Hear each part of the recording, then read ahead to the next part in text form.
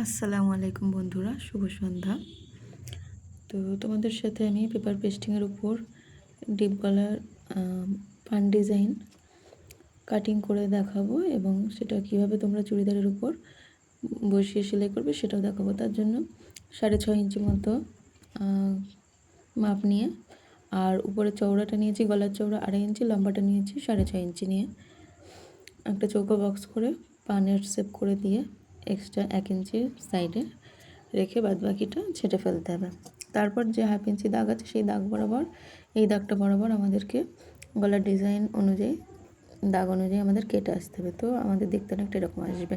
তার উপর ওটাকে একটা গলা পট্টির কাপড়ের উপর রাখতে হবে। তো পট্টির কাপড়ের জন্য আমার এই কাপড়টা একটু শর্ট পড়ছে, যে কারণে একটু জোড়া দিতে হবে।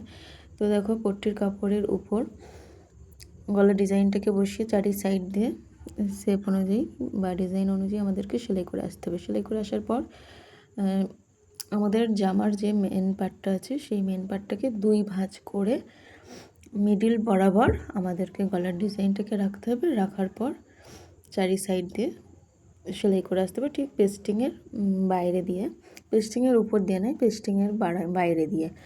আর তোমরা চাইলে একটা পিন আটকেও নিতে পারো, তো আমি এখানে পিন আটকে নিইনি।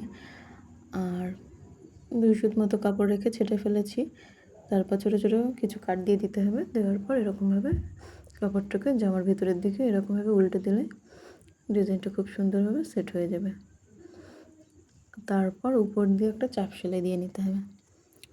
তো দেখো, খুব সহজভাবে এবং খুবই সহজ পদ্ধতিতে তোমাদের সাথে আমি দেখালাম, শেয়ার করলাম। তো তোমাদের যদি ভালো লেগে থাকে অবশ্যই একটা লাইক কমেন্ট করো এবং বন্ধুদের সাথে শেয়ার করো। আর কোথাও কোনো অসুবিধা হলে আমাকে অবশ্যই কমেন্টে জানাও।